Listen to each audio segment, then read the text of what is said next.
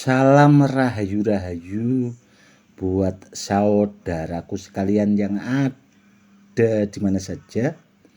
Saudaraku, kali ini saya akan membuatkan edukasi tentang batu bertuah untuk menambah wawasan buat saudara-saudara kita yang awam supaya lebih paham. Contoh yang masuk batu bertuah, saudaraku, itu ada Badar Besi Selonata, Muntah Besi Malwopati, Badar Tidar, Badar Besi Empu, Badar Misik. Itu batu bertuah, saudaraku. Dan kalau batu bertuah yang seperti itu rata-rata adanya itu cuma di petilasan, saudaraku, dulunya itu. Dan memang kalau ditanya tempatnya ya jelas di sekitar situ pasti ada tempat keramatnya atau bahasanya itu wingit. Dan batu bertuah itu meskipun bahasanya itu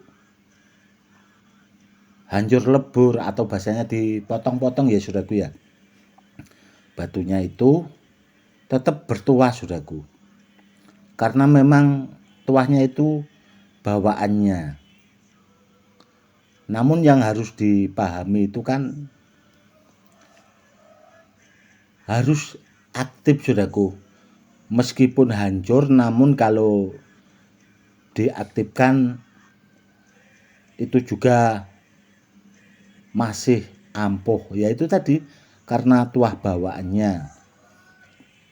Ya contoh termasuk yang saya buat isian ikat pinggang atau rombi itu, saudaraku, yang ikat pinggang yang sabuk itu kan ada 9 badar, saudaraku. Itu tuahnya tetap ampuh, saudaraku, karena tuah bawaannya dari alamnya itu. Kelebihannya kalau batu bertuah itu di situ, saudaraku. Dan kalau jenis badar besi itu memang ada yang bertuah, ada juga yang batu hias, saudaraku. Kita juga harus memahami tentang itu. Dan saya juga akan sedikit cerita, saudaraku ya. Itu kebetulan kemarin, saudaraku, ada sahabat saya karena pas beliaunya itu umroh, saya kebetulan itu ke rumah beliau, saudaraku, karena waktu itu memang saya bahasanya enggak ngabari atau telepon dulu, saya ke rumah beliaunya itu umroh, dan kemarin itu ke rumah saya, saudaraku. Malah kebetulan itu dibawakan air yam-yam sama kurma, saudaraku, karena beliaunya kan baru pulang umroh. Beliaunya itu punya barang peninggalan, saudaraku, itu lulang Kebulando. Dan kemarin itu setelah saya tanyakan, barangnya itu dibawakan anaknya, saudaraku, karena anaknya itu kan jadi polisi, saudaraku, karena pas daftar itu masuk. Dan yaitu dibekali buat media sarana keselamatan lulang landoh itu tadi. Dan kalau ditanya, saudaraku ya, lulang landoh itu dulunya kan dari kulit kerbau, saudaraku ya, Kebulando atau lulang landoh itu tadi. Itu dulunya kan lebar, saudaraku. Meskipun dipotong-potong itu dijadikan ageman di era Sejangkung itu, saudaraku, asal masih ada bulunya, saudaraku ya, itu 1 biji, 3 biji, 5 biji, 7 biji, dan seterusnya. Rata-rata ganjil, saudaraku. Itu semakin banyak ada bulunya itu, tuahnya semakin ampuh, saudaraku. Yaitu tadi Karena lulang landu dulunya itu kan kerbau mati saudaraku ya. Dan Syekh Janggung sendiri itu berdoa meminta sama Allah agar kerbonya itu hidup lagi saudaraku. Dan ya itu tadi, setelah almarhum atau Sejangkok wafat itu saudaraku ya, itu kerbau landonya disembelih saudaraku. Namun senjata apapun itu tidak bisa untuk menyembelih atau bahasanya memotong lulang kerbau landoh itu tadi. Dan istri dari Syekh Janggung itu dulu kan ingat karena kakaknya itu punya peninggalan saudaraku, itu yang dinamakan peso berganjing. Dan akhirnya saudaraku dipotong sama itu kebunnya, bahasanya itu bisa disembelih dan daging kerbau itu bisa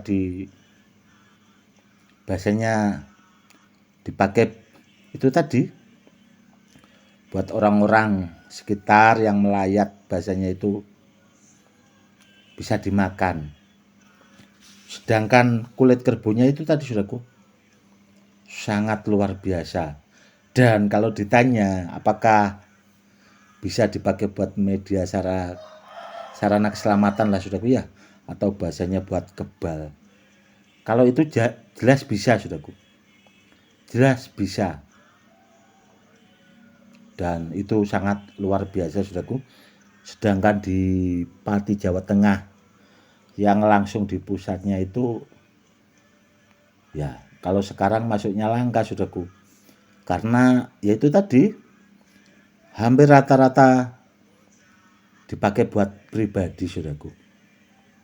Jadi seandainya di lobi bahasanya mau dimahari itu gampang-gampang susah saudaraku. Dan yang jelas maharnya itu mahal sekali saudaraku seandainya ada yang memilikinya. Dan itu tadi saudaraku ya, sahabat saya itu tak tanyain itu, maaf Gus, itu sudah saya bawakan ke anak saya. Itu bagus saudaraku, karena terus terang saya paham betul lah asal usulnya. Itu barang peninggalan kuno saudaraku. Kalau barang bertuah seperti itu saudaraku, ya itu tadi nggak ada bedanya sama batu bertuah atau jenis-jenis batu badar yang memang bertuah saudaraku. Seperti badar besi Empu itu juga bertuah, muntah besi Malopati, badar misik. Kalau badar misik mungkin saudaraku jarang paham, karena saya pribadi juga punya bendanya itu gak banyak saudaraku.